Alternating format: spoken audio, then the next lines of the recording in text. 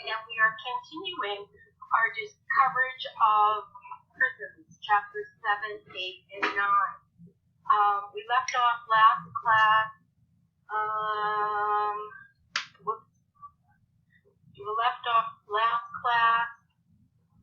talking about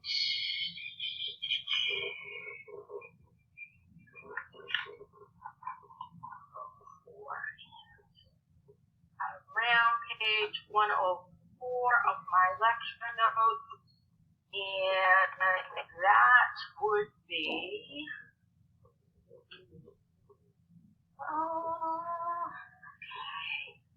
we discussed prison security levels, starting with maximum security here in Massachusetts, which we have one, Susan Baranowski, and then we have a number of facilities, some which are mixed-use facilities. MCI Shirley is both a medium and a minimum security facility. North Central NCCI, which is in Gardner, is also a minimum and medium security. Old Colony, which you might be familiar with, which is here in Bridgewater. There are a number of facilities in Bridgewater, which is the hospital. The treatment center is still there for sex offenders, and the Old Colony, which is a medium and has part medium and part minimum security. Then we have a number of straight minimum security facilities, and some of those are also pre-release centers. We'll probably start next class looking at the Boston Pre-Release Center as a segue from prisons to reentry. The substance abuse, alcohol and substance abuse, or MASAC, was moved to Plymouth. MCI Shirley is both minimum and medium. Gardner is as well. Talked about that. Pondville, which is in Norfolk, Massachusetts, not far from MCI Norfolk, and also not far at all from MCI Walton. And Framingham, which is both Framingham, which is the Women's Correctional Center, is both the reception and orientation center. It also is a medium security and minimum security and pre-release center for women. Okay. So we'll talk. Probably I'll use Boston pre-release as an example when we start next time. Okay, today what I want to talk about, what I will start with, is prisonization, prison subculture, the status and roles of inmates, and the prison code. And I'm going to use this video to do this, so I am going out.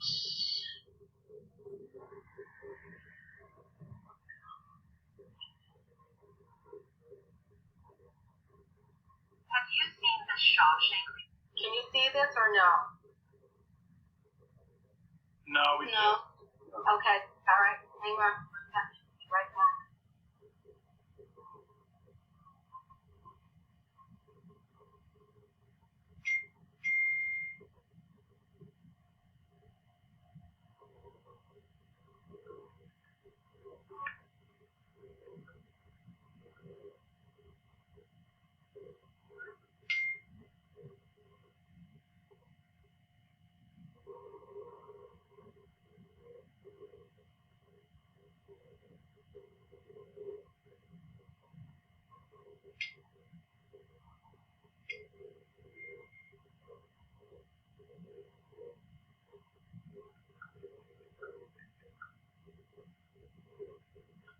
So many videos loaded up, and now my list just reordered itself.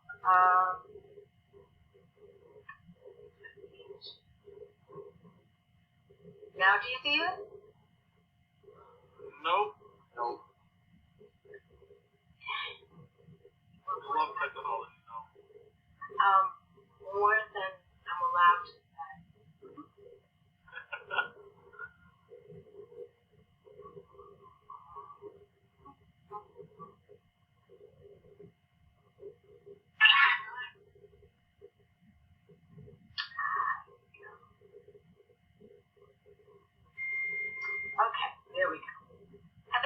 seen Shawshank Redemption movie? Maybe. Redemption. I've only seen parts. It's life inside a state prison. For two of the characters, Red and Brooks, life outside prison. After decades in prison, the characters simply can't adapt to life in the free society. Why is this? As the movie portrays, prisons are a form of total institution. A total institution is an enclosed area where residents share all parts of their daily life. Inmates sleep, eat, work, and relax together. Generally speaking, there are no parts of daily life undertaken separately or privately from the rest of the population. Total institutions often operate like small societies. The residents form their own customs, beliefs, value systems, and lifestyle. In a prison, this is known as the prison subculture. The prison subculture drives the customs, beliefs, attitudes, values, and lifestyle of the prison inmates within a particular prison.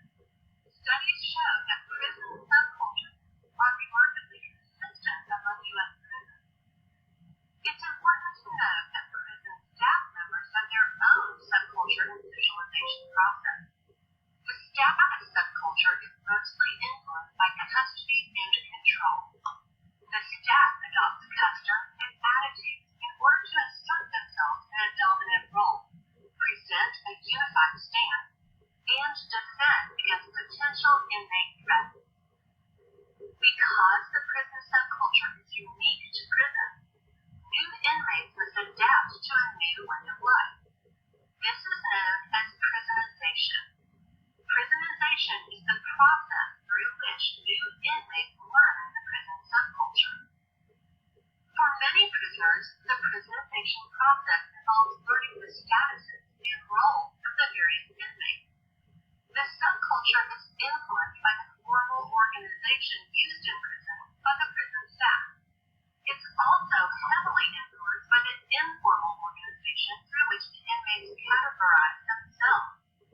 Status and hierarchy play an important part in prison subculture. For new inmates, prisonization involves learning the prison code. The prison code is the set of norms, or the expected behavior of the inmate. Think of it as an unofficial rule book for inmates. The rules are similar throughout prisons in the U.S. Prison code is based on loyalty to other inmates and distrust of prison staff. It mimics a reverse hierarchy to that used in American society outside prison walls. For example, most law-abiding citizens consider those convicted of murdering a police officer to be some of the worst offenders. However, within the prison code, these so-called cop killers are some of the most powerful and admired inmates. One well-known prison study identified 5 central elements of the prison code. The elements are: don't interfere with other inmates or tell on other inmates. Mind your own business. Don't whine or complain. Don't exploit other inmates and always keep your word. Don't trust prison guards or staff. For many prisoners, prisonization even involves learning a new language, or argot. Argot is the jargon, terminology, or slang used by particular groups of people. Like other facets of prison subculture, inmate argot is similar throughout U.S. prisons. For this reason, terms learned in one prison are usually used and understood in other prisons. Some examples of prison argot include: a fish is a new inmate. A cellie is a cellmate. An ace dude is a best friend. A homeboy is an inmate from one's hometown. Pruno is a homemade alcoholic beverage. Brake fluid is a prescription medication, such as a sedative, given by prison staff to inmates. A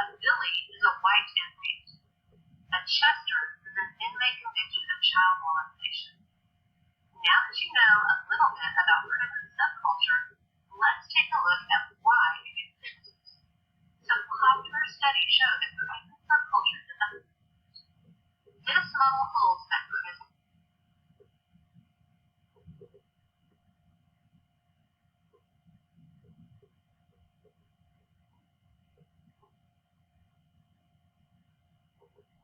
Okay, so total institution we talked about before. Prison subculture is something that you need to be aware of, and prisonization I've talked about before. The status and the role of inmates. Okay, Melissa has a question. Melissa, you just need to turn on your microphone at the bottom. You should see a microphone at the bottom of the screen that probably has a text through it. If you click on it, it will open the microphone. If not, I see that you tried it. It says it's not working. Okay. I don't know why it wouldn't be working. Is anyone else having a problem with your mic? I don't know. Can you hear me? Yep.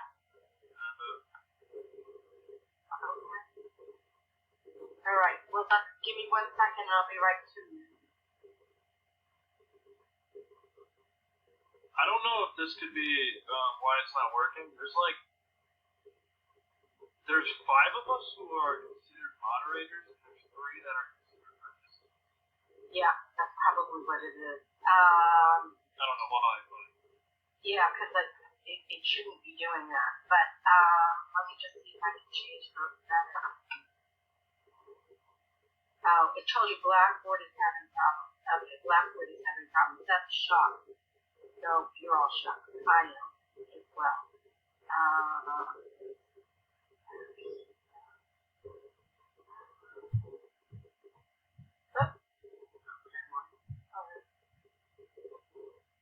Alright, let me check the chat messages and then we'll move back over.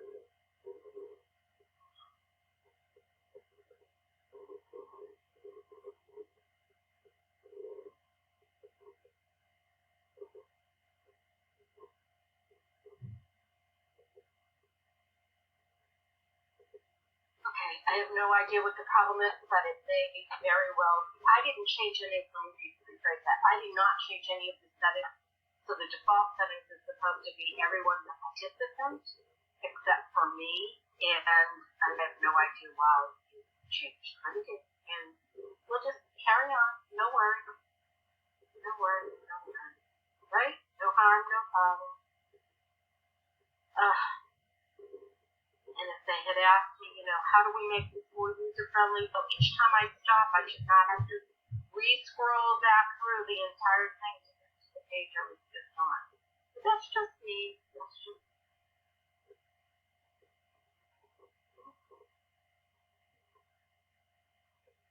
okay. Right. So the next thing we're going to move to is just the use of a disciplinary system to establish custody, security, and control. So discipline can take both formal and informal. It could be something as simple as a verbal reprimand. It can be a written disciplinary report. It can be a takedown. It can be an automatic removal to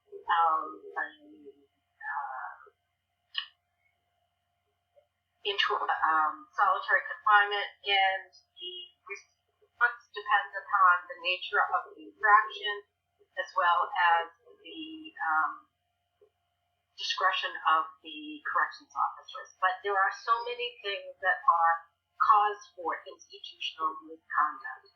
Being any place where you're not supposed to be in prison, that's a serious offense that's going to get written up. Certainly physical harm to another person, including threat or extortion or attempts to extort, sexual acts, rape, indecent assault and battery.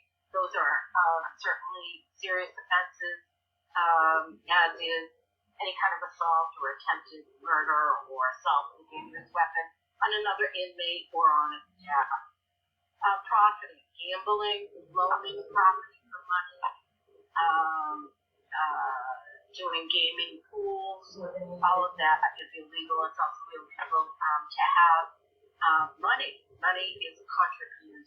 Spare change is contraband. Obviously, drugs, tattoo equipment, weapons, and lots of things are in prison. Cell phones, certainly, a whole range of things. Creating disturbances, work stoppages, demonstration, talking about riots, that all comes within inciting group behavior, very serious, taken very seriously. Refusing a direct order from a staff, not wearing proper ID, not coming to work when they're supposed to work, not coming out of their cells when they're told to, or not coming out fast enough. There's almost limitless ways in which an inmate can be accused of, at least accused of, misconduct. Destruction of any property, whether it's state property or another inmate's property. Inappropriate contact with staff, threatening them, interfering with count, trying to screw up the count, screwing around, talking back, saying false things to a staff member, any attempt to contact a staff member is considered an infraction. Failure to follow sanitary regulations. So there's lots of ways that individuals can find themselves with a disciplinary issue. Inmate disciplinary systems exist in every jail and prison. They include written policies. The rules all have to be written down.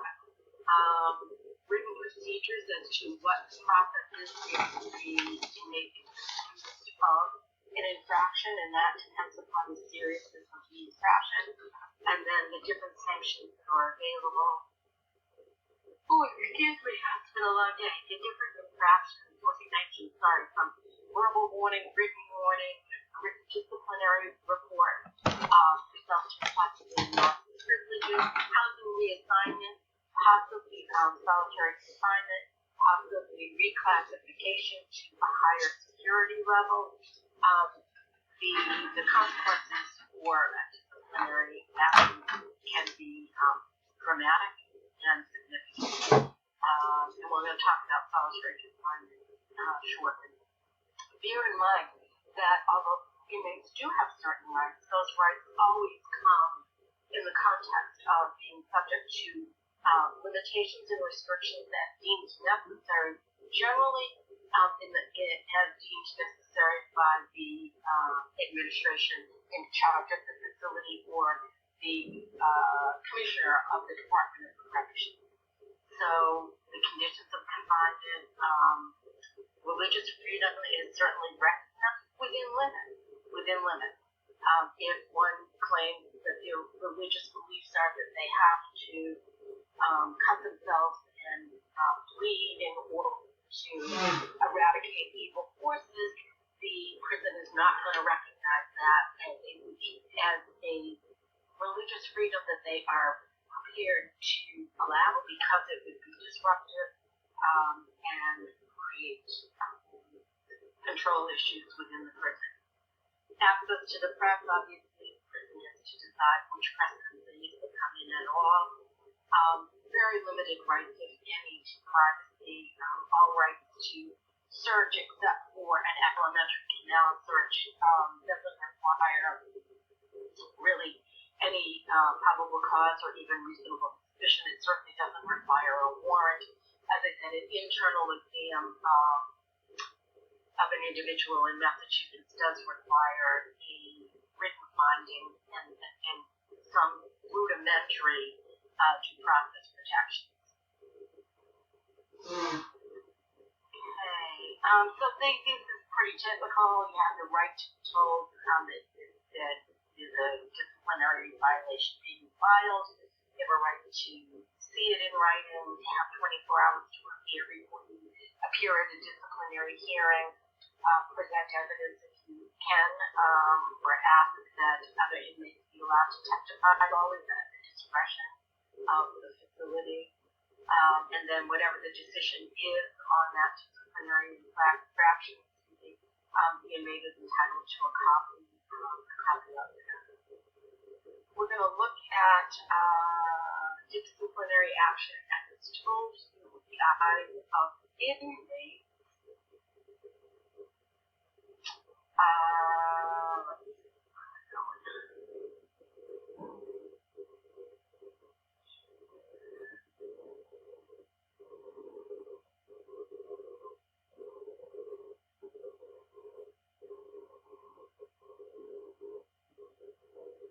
Telling my one person how it felt being incarcerated and living in the Twilight Zone. There's always another place you can point to, or a system you can find.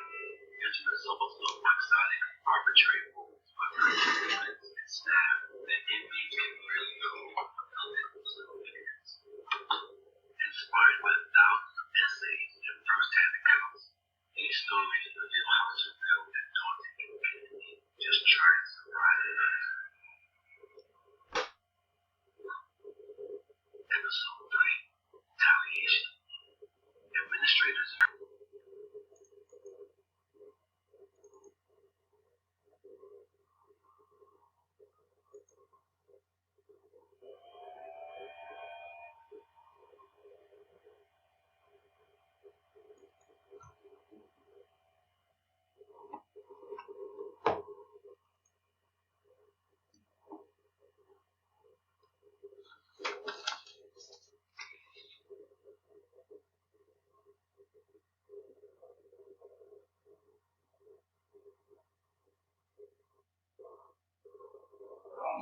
Bless you.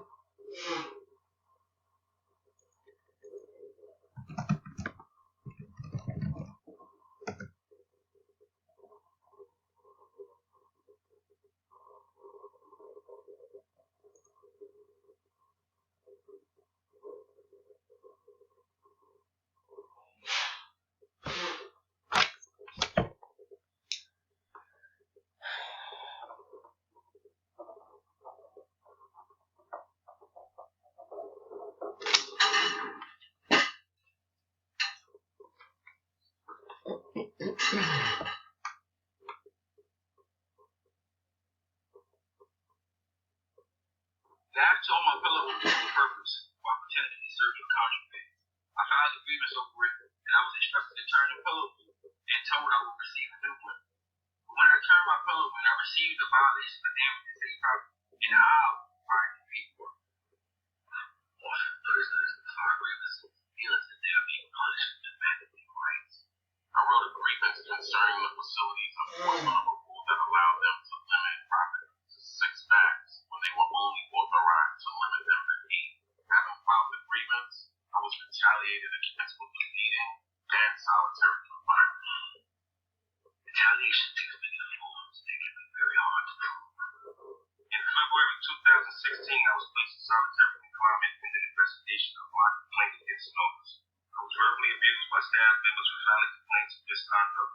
That officer lost his post and was reassigned. After being released from 4 months of solitary, I was assaulted by a group of inmates.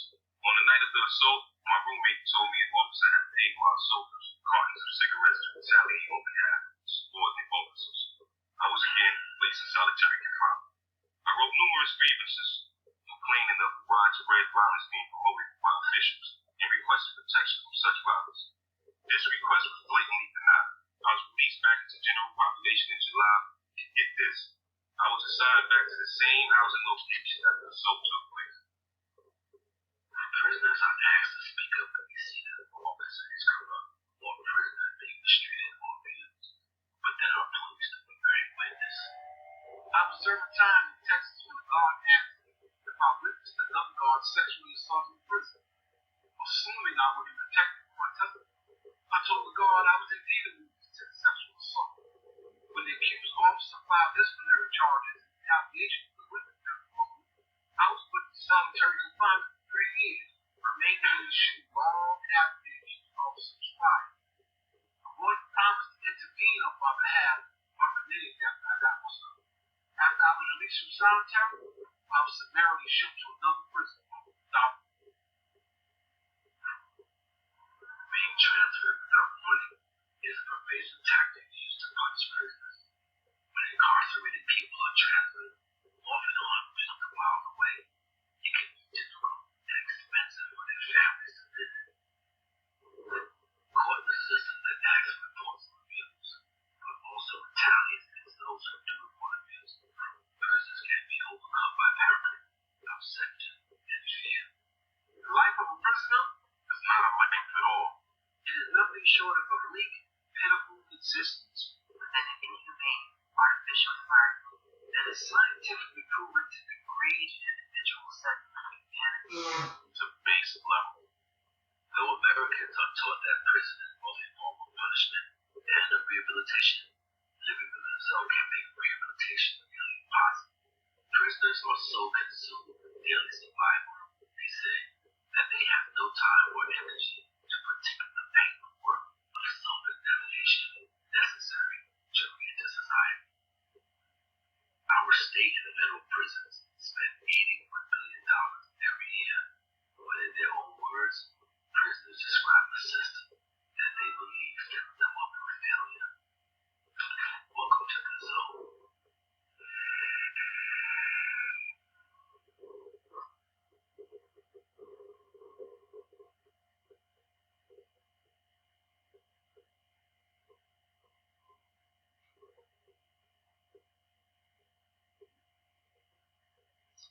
Okay, what did you think about that? I got a question. If you're found with any contraband inside the jail cell, I mean the smallest thing, like the littlest fraction, are you gonna automatically get solitary confinement? Or? No, not automatically. No, and that's part of what the stories that you're hearing told. And again, this is from the perspective of an inmate who has committed a crime. They're there for a reason. They're not. I mean, some are there wrongly convicted, but and I'm not minimizing that. But the concern is that the rules are interpreted by corrections officers differently. And what might be okay with one corrections officer is not going to be okay with another corrections officer. So no, it doesn't automatically depend on what the contraband is. You've got a bag of chips, and you're not supposed to have chips, or if it's not a weapon or it's not something, money is going to get you in solitary in most cases because it is such a prized commodity. Certainly a weapon, a cell phone, anything that is a serious or significant disruption to the custody and control of the facility is most likely going to do that. But I can't say that it's always going to happen. Probably not the right answer, not the answer that you were looking for because it's a little uncertain, but that's my answer. And then as what inmates would say, it depends. Depends on the day, depends on the officer, what kind of mood they're in, whether they are out to get you. Certainly, if an inmate has found him or herself in a situation where retaliation is possible, then the officers who are inclined to retaliate will retaliate to the fullest extent that they have to do. The human enterprise. Other good questions. Other questions? Okay. So we're going to now move to the use. One form of discipline is the use of special housing units.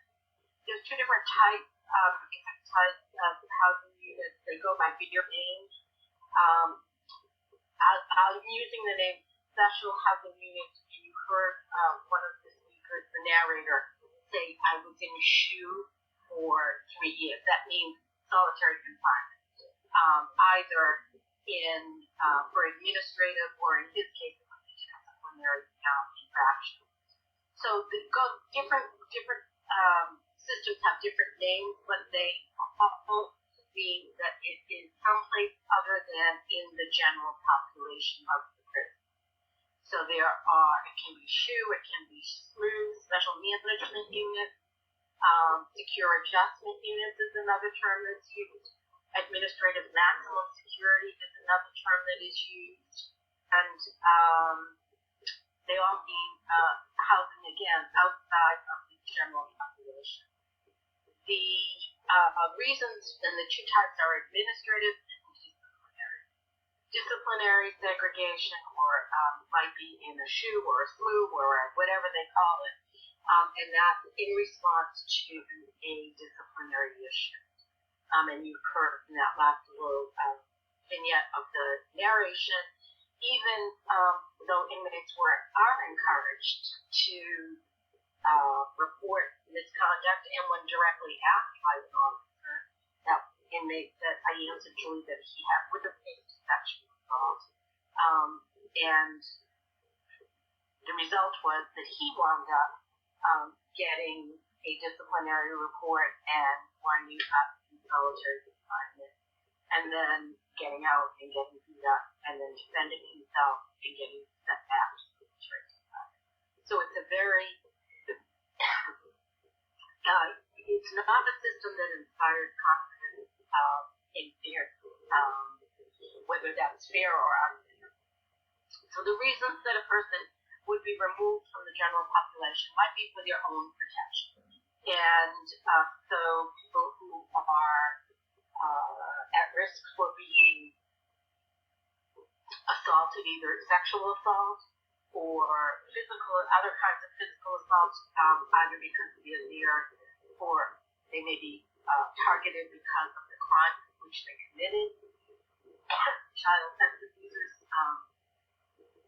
typically are in administrative segregation because, for their own protection, they would be subject to serious damage if they were allowed in the general population.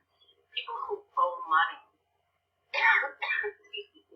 If an inmate has a debt, let's say somebody says, I'll give you a bag of my ramen, but you're going to have to pay me $5.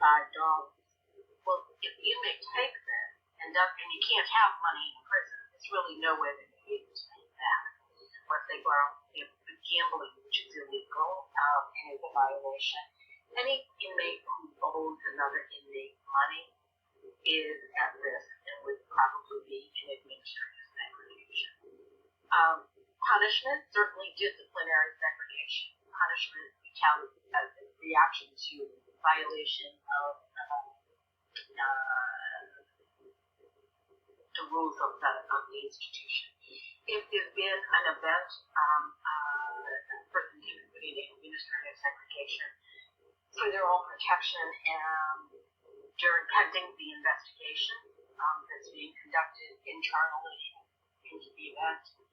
And any time that there is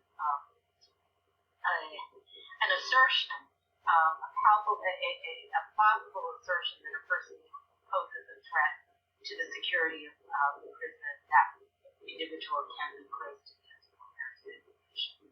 You might be surprised to know that in Massachusetts, our disciplinary segregation in the state prison system is in the prison within a prison at MCI, Cedar Junction, and Walpole, and under Massachusetts law, it is possible to be sentenced actually after the disciplinary event to up to 10 years in solitary confinement. It is 2020, and yes, people are getting sentenced to 10 years. There are some efforts underway to reform that, but I'll talk about that shortly. I'm now going to show you the inside of this disciplinary segregation in the County unit at Plymouth County. Where am I going?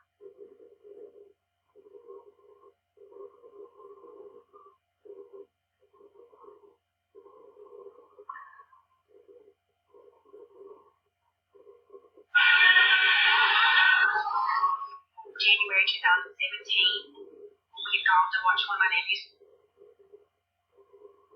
unit sheet that we have all the way at the end of the display is our special place where people with special needs and considerations from our standpoint for those can be needs based upon their behavior with the police can be used as a disciplinary type. They can also be protected custody in the administrative segregation order. Inmates come to our facility very interesting. They are subjected to classification. Classification is based on which determines the characters of certain individuals because of their status as offenders, their status as high profile celebrity type inmates might not be safe in general population, get membership, things like that. One of the things we talk about the care and custody, the safety and custody. We have to protect the public from our population. Oftentimes we're going to protect our population from our goals and our population. It's a very valuable tool, not just as a disciplinary measure, but to keep certain people. If someone had been in law enforcement or a fake oversized hit a celebrity, would have come into the facility, they may not be safe in general population. And if for whatever reason we make the classification of this determination that that person will not be safe within our general population, we can segregate the administrative down into the chain unit. That's what we need. Your own safety is a separate safety of others. The typical day in the chain unit is past the I love units. The other units, most of the time, we're not in their cell, sleeping or engaging in other activity, making around 3 of a larger day. The chain unit is very difficult. 23 hours of the day, they're locked down in their 1 hour a day. They're able to get out, stretch their legs, walk around the common area. They will walk up to the recreational areas, back at and take care of things like showering, things of that nature. There's only 1 hour that they're actually out of that stuff. Well, those inmates would be allowed 3 days per week in a 20-minute period in which to accomplish the task of negotiating. They would be issued by one of the special officers like you with a razor blade which to do the shaving.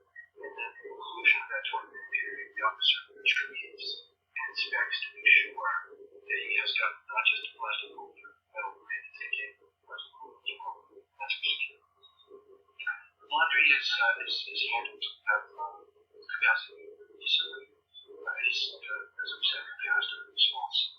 Laundry is done in the facility 3 times per week. Fresh forms given to those inmates in the homes. They move around the team from them, down to the lawn, the central lawn.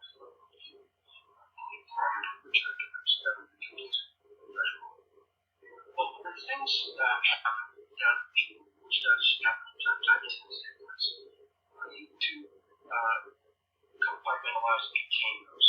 So, as I've stated, the jail concept, if somebody needs special attention within that team, it is singled off from the rest of the facility. And everything that those officers need for manpower is contained within that side. So you've got the restraint security directive, which is used to restrain inmates themselves or others. You've got body gear, deployed from that helmets, shields, and things of that nature. So the idea is that if something would happen, it would be contained within that particular spread. The inmates in the jail, as I have stated, are people with their own protection.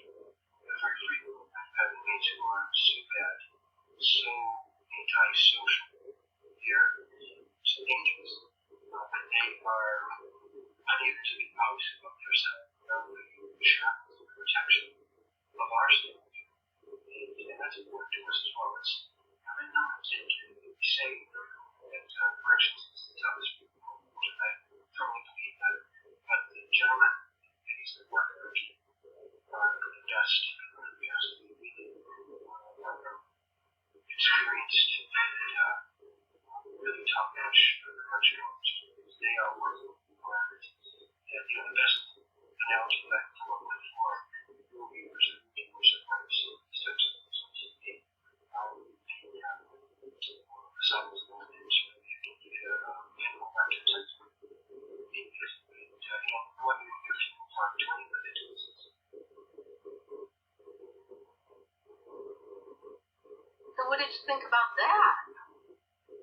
still trying to figure out how to start an online business or how to get people to actually buy from you over the internet? There's some really good news for you that I think you're going to find very encouraging and super useful if your goal is to reach the six or even seven-figure level online. My name is Brian Brandon. I'm one of the co-founders of C.7, the number one e-commerce platform with selling digital products and services online.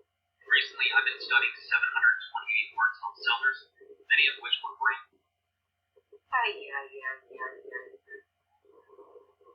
Okay. So much for that. What did you not advertisement? What did you think of the G unit in Plymouth? You didn't think. You don't think. You aren't thinking. You can't think. Alright. Nothing. Nick, nothing from you.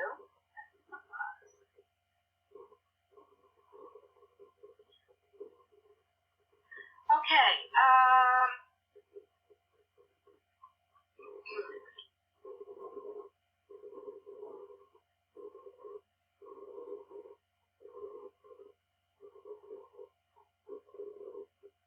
so that was the special housing unit or SHU at Plymouth County House of Correction, and the equivalent would exist in the state prison system. It would be the disciplinary unit is, as I said, at MCI Walpole, Cedar Junction, excuse me. Protective custody would result, if someone needs protective custody, then they would go into administrative segregation, but it is generally the same as 22 to 23 hours a day of solitary confinement, and little to no access to programming. There might be, it depends upon the facility, and it depends upon the behavior of the individual when he or she is in solitary confinement, whether or not they're allowed radio or television, reading materials. It really just depends. Okay, I'm not going to show you this, but it is eye-opening. This the DTU, or the Department Disciplinary Unit, which is the special housing unit for disciplinary segregation for all inmates in the Massachusetts Department of Corrections. It's quite long, well, 3 minutes long, but it would be, it's an eye-opener. Okay, arguments in favor of solitary confinement are pretty simple, which is prisons have to be controlled. There are people, everyone who's there is convicted for crime, and some of the people who are there are extremely dangerous to themselves or other people. And it would be naive to think that it would be safe to allow everybody to be among general population.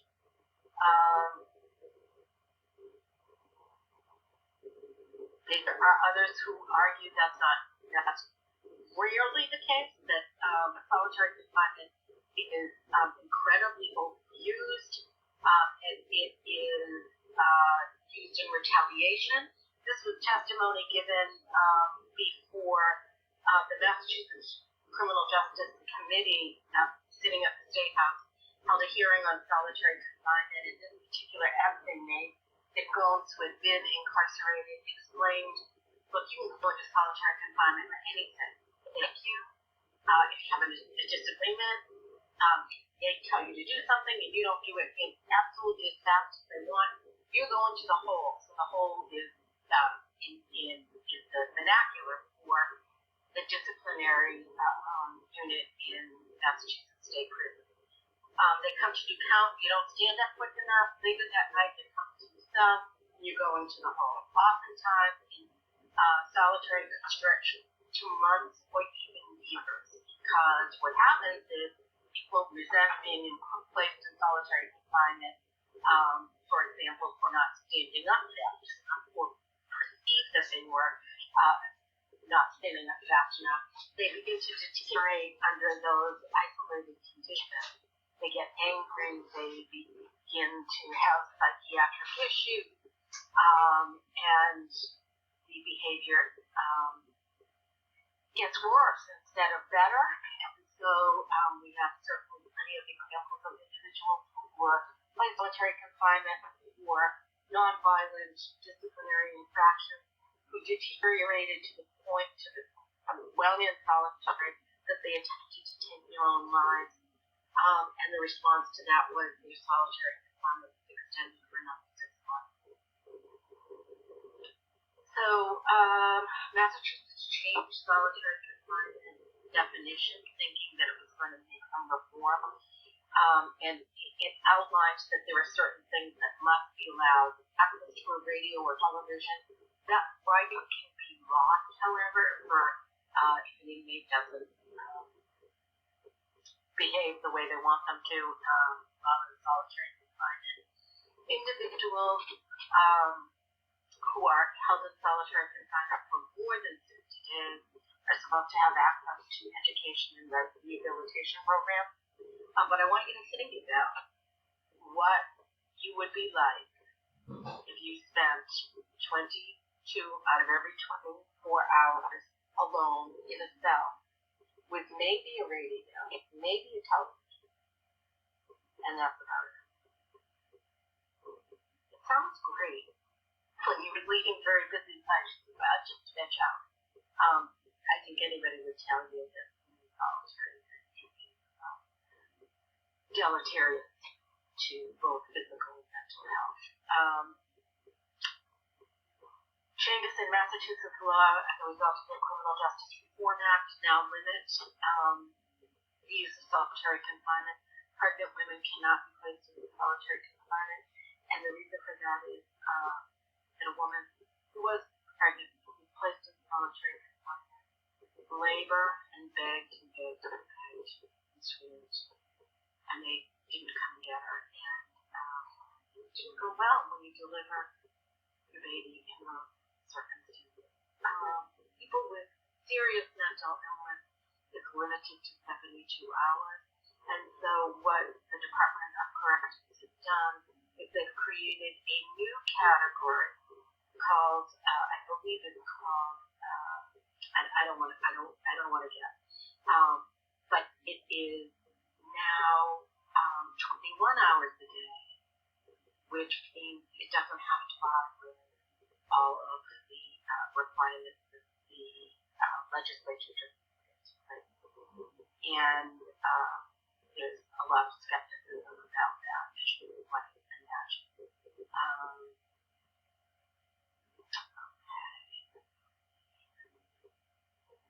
It's called the Secure Adjustment Unit.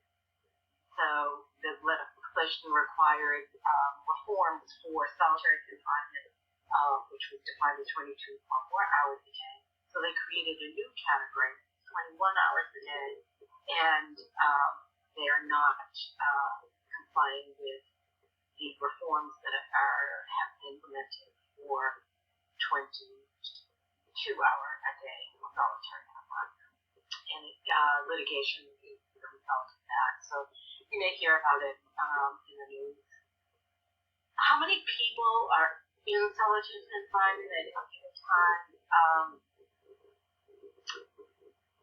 The estimate is somewhere between 80 to 100,000 of the roughly 2 million people who are incarcerated.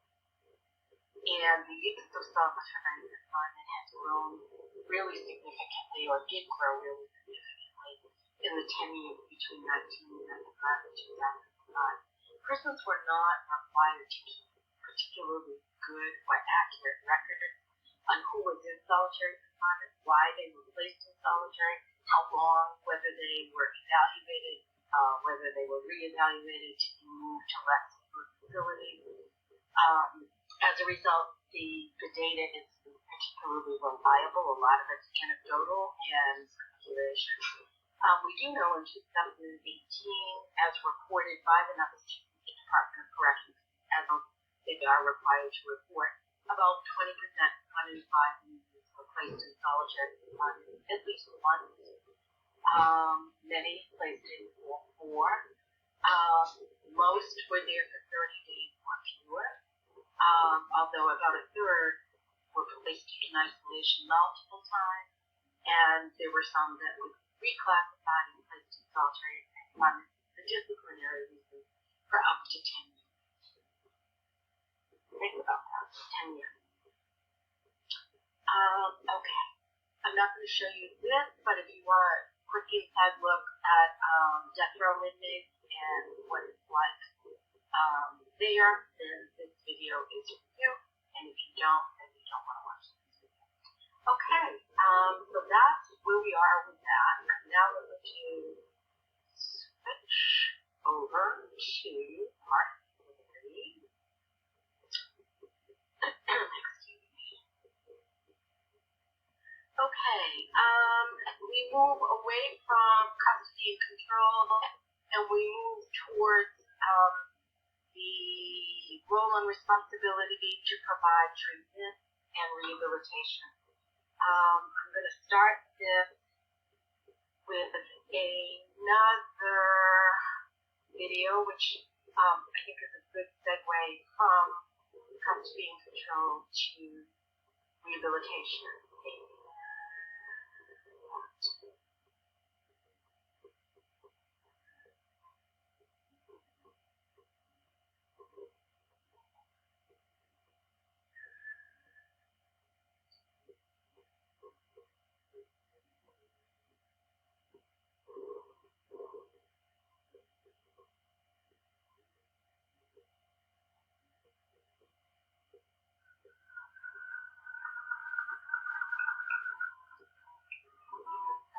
When I sign this crime bill, we will have the means by which we can say punishment will be more certain. I was incarcerated in the mid-1950s for 2 years in the wake of President Clinton signing the crime bill. It's my first contact with the criminal justice system. It was harsh, rigid, and I was given a cage. We must wage total war against public enemy number 1, probably the rapid rate of incarceration and tough-on crime tendencies began to grow in the early 70s. The 1994 crime bill did was accelerate and certify this general direction, rationalize and justify through arguments about black criminality. They're not just gang kids anymore. They're often the kinds of kids that are called super predators. No conscience, no empathy. We've caged millions of people and destroyed families and destroyed the fabric of communities. I think a reimagined justice in this country starts with rehumanizing each other. Me and I'm documented in the U.S. conversation about belonging, not belonging, criminal or non-criminal. The justice system need to be constructed around white supremacy and about who is worthy and who is unworthy. There are some underlying values that reflect the system, and that underlying value is racism. It's almost like they have to reinvent it. What would life be like if we created a place where people could be accountable, but also can be human? March of 1939, I was a victim of police brutality. That physical sexual assault broke my spirit. I believe that the champion was with grass. I reimagine justice as a world where the pain and trauma of people's lives is met with healing and compassion instead of with punishment and cages. I think reimagining justice is really about how we imagine. We need to make sure that people are cared for, people are being supported, people are being given what they need to be successful. The fundamental value that should lie at the core of a justice system 25 years from now should be a commitment to humanity. One where human beings are entering, human beings were loved by other people who were members of the community to which they must return. So therefore we want to treat them fundamentally as human, as people who can develop, and who can grow, and who we can welcome back. I think about like simple things.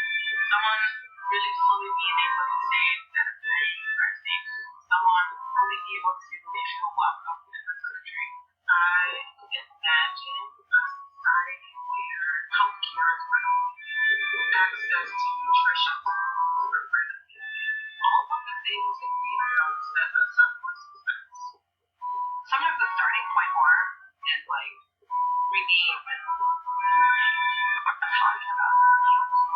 talking about like upending the justice system that's been around for hundreds of years, and that requires treating in a way that none of us are actually used to. It should be the people who are most impacted by the justice system answering that question. What is the reimagined? Like, It's difficult for me to reimagine. Let's stop us. What does, and I'm sad to say, the best that I can do is to try to work in it every day to make the change that I can in it. This is, I think, the magic of reimagining justice. We will sit in rooms together, be in neighborhoods together, push and advocate for policies together that will make unseen possible.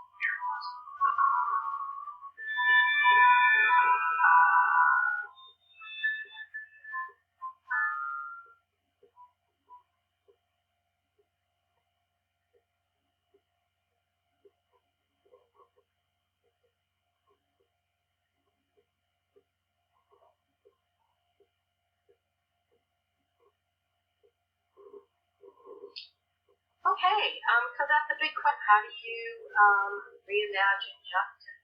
And I don't know that you're prepared to answer that now, but I hope as you travel the rest of your journey through criminal justice and begin to experience internships and some real world experience to put with your academic perspectives, that you'll be able to answer that question and think about it and want to be able to contribute in some way, shape, or form to having that reimagination realized.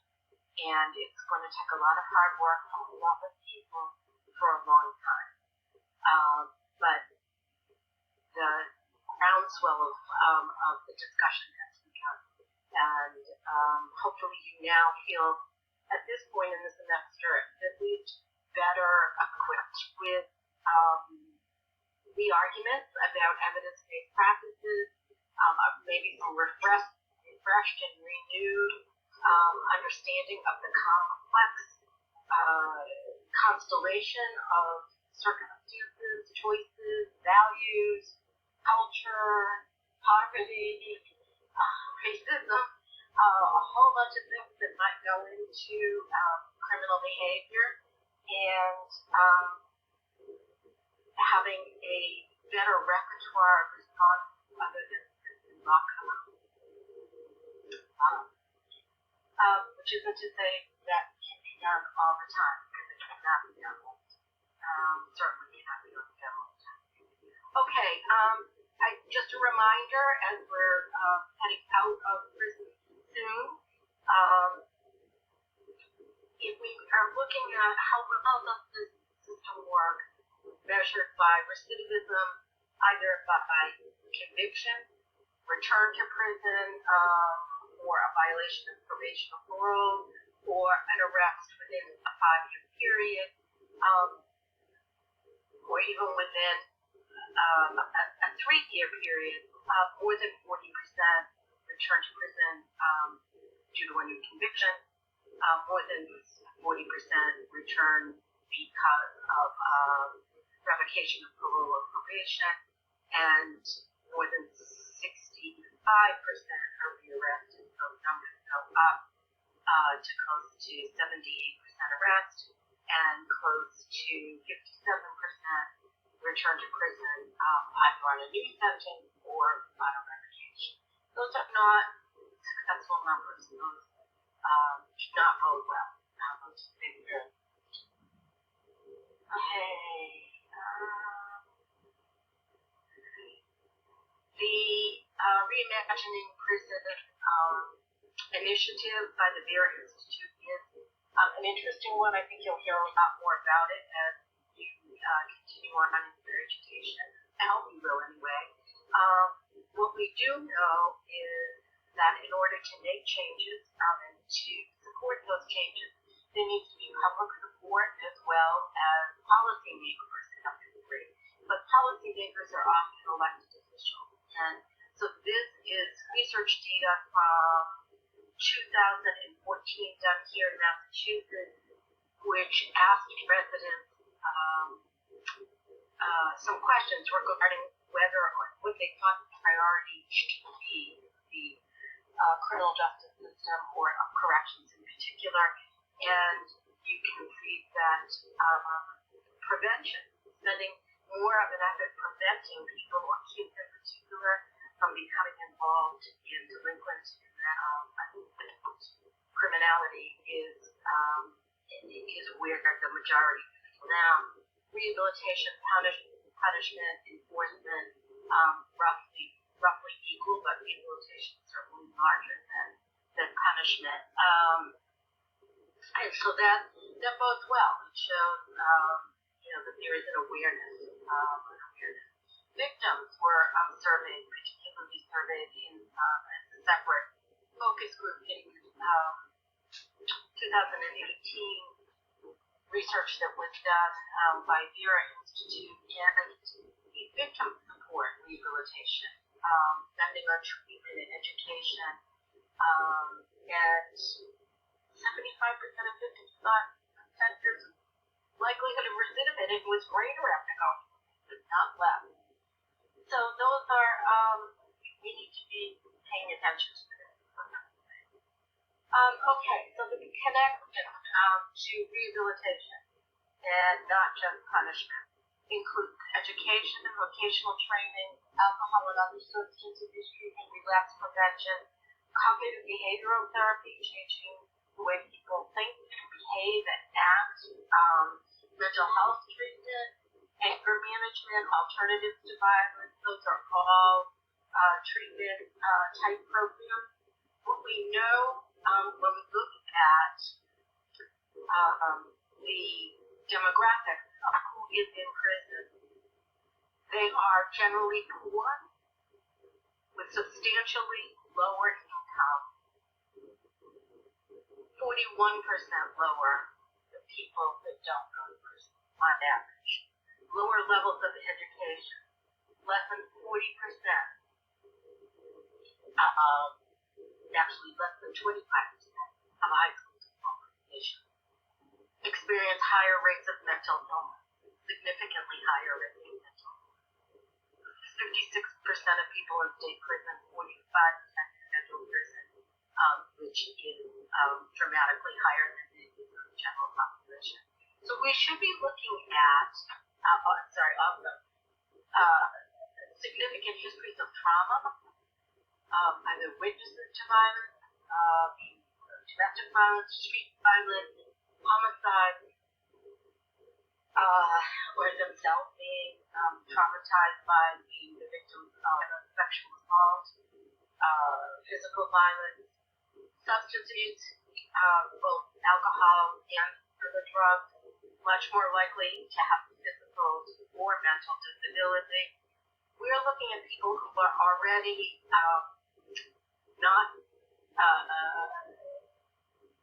already have a lot of issues in their lives, and sending someone to prison and thinking those issues are going to either improve or evaporate is nothing short of wishful thinking.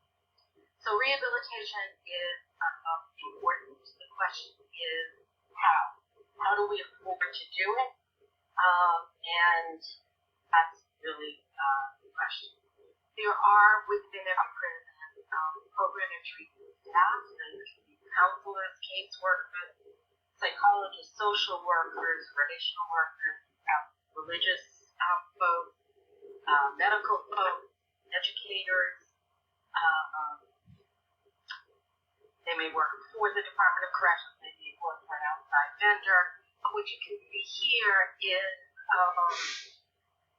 by number of employees. Let me just double check this. Okay, this is state and federal prison.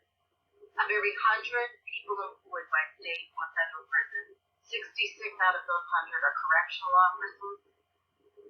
10 out of 100 are, 3 out of 100 are involved in education. 10 out of 100 are involved in treatment of some disorder. And the rest is either administrative, clerical, or maintenance. So combining even even if you were to combine those three, 17 and 3 is 20%. There's 3 times as many people, and people are what is the major driving cost in corrections. So translated, that means 3 times as much money being spent on corrections officers, which we need, and much less being focused on rehabilitation. And there is lots of big, you can pay now or you can pay later, and perhaps likely doesn't invest in more implementation. Reducing recidivism rates, improving successful community reentry would be a win-win-win all the way around. In terms of what positions are available in Massachusetts and our Department of Corrections, there are the treatment folks are who are not in education, who are not in mental health care or substance abuse. The mental health care in most of Appleton is contracted through a provider, so the individuals who are working for a private nonprofit and not working for the state. The correctional program officer, or CPO, which in other states is called a correctional treatment officer, or a case, and we also have case managers that come out of that group. That's a non-CO position within some recreation officers is another job classification we have in Massachusetts. And there's a bunch of non-security jobs.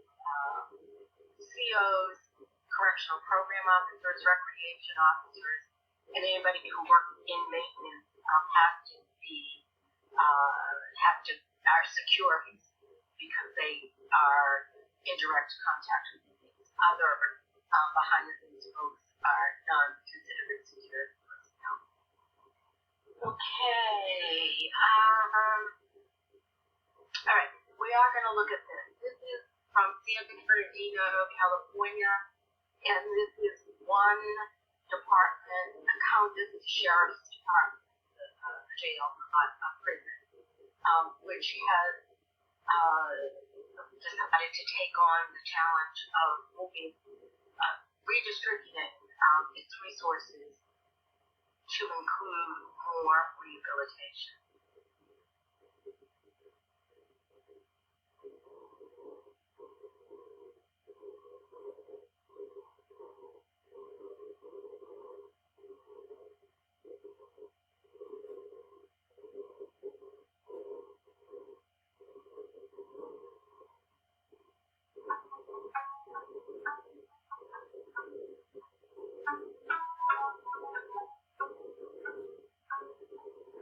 The mission of the San Bernardino County Sheriff's Department's Inmate Services Unit is to improve long-term success of incarcerated individuals. By collaborating with government, nonprofit, faith-based, and private stakeholders, strategies are developed to successfully integrate the incarcerated population back into our communities, ultimately reducing the rate of recidivism and increasing public safety. The Attorney General and Secretary of Education reported that investing in the education of inmates has proven to reduce the number of offenders returning to jail. Those who participated in educational programs offered through the correctional system dramatically lower their likelihood of reoffending. The first 3 years after release are the most crucial time for the individual leaving incarceration. Research indicates that minimal investments in correctional education programs have resulted in a significant reduction of incarceration costs during this critical 3-year period. Over the past several years, the focus on incarcerated individuals has shifted from a purely custodial aspect to addressing the issues that put them in jail. Implementing educational programs and classes has demonstrated a positive outcome for the individual and has resulted in a reduction of inmate resistance. Studies show that the probability of reoffending after being crime-free for 7 years is about the same as someone who never offended in the first place.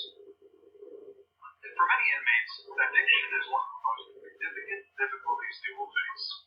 In addition to the social workers and drug and alcohol counselors that we have on staff, Volunteer patrons from Alcoholics Anonymous and Narcotics Anonymous visit our jails to conduct meetings to help inmates to kick their habits. Inmates without a high school diploma may be eligible to attend classes and earn their GED or high school diploma while in custody. However, many inmates who get sober and earn a GED still lack the skills necessary to land a job after they're released. Computer-based learning is one example of classes find the foundational knowledge and core skills needed to pass the examination required to receive Microsoft Office Specialist certification. The Sheriff's Department partners with Cal State San Bernardino, Champion Adult School, the County Superintendent of Schools, Five Keys Charter School, and the County Workforce Development Department to offer a variety of classes and counseling, including anger management, cognitive skills, parenting, living skills, trauma recovery, and employment readiness. Inmates may be eligible to participate in trauma recovery and family relations classes. Those with children may apply to participate in our TALK or PAC programs.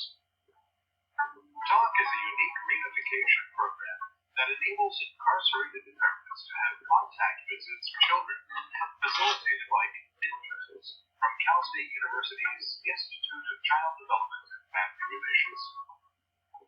PAC enhances the inmate's parenting skills through participation in a project that involves recording the parent reading a short book to their child. The recording, along with the book, is mailed to the child.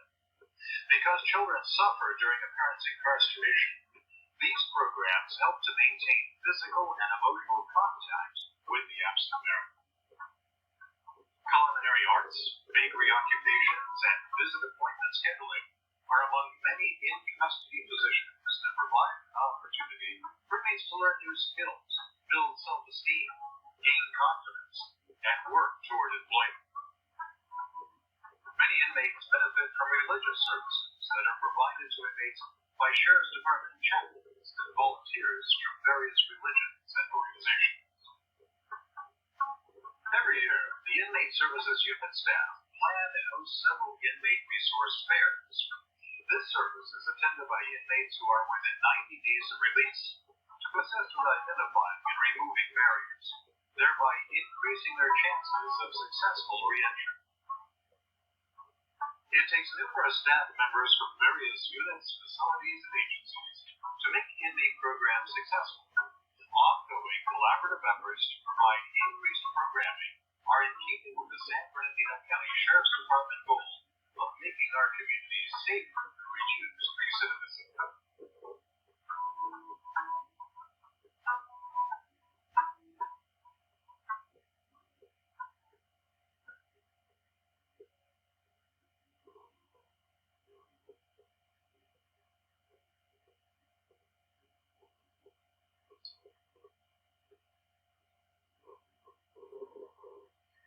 Okay, so I'm going to stop here. What I am going to do, well, you tell me whether you, never mind. I'm going to, I will finish this lecture on Tuesday. I'm going to extend the due date on quiz to, let's see. I'm going to extend it to April 29th. You don't have to wait to take the quiz. It's open now. But if you find that the lectures are helpful to you, and there are some materials that I would like to cover, so that's what I'm going to do. Does anybody have any questions about that? I have a question, but it's not related to that. Is it personal? No, Okay. actually. Oh, no, go ahead. Well, that's good. No. As promised or as advertised, for better or for worse, I made a decision when we were transitioning to online to do only one chapter at a time for the quizzes, and they obviously more robust than the typical 10-question quizzes that you might have on a reading quiz or something like that. So no, it will not be cumulative. To the extent that the chapters and the lecture notes are reinforcing concepts that we talked about before, but it's not purposely cumulative. Am I answering your question? Okay. All right. Good. All right. Nick, you had a question. Yeah, I can wait until you do stop recording. Okay. Does anyone have a question that should be asked and my ears are recorded? If not, stay on and I'll discontinue. I'm going to end the recording.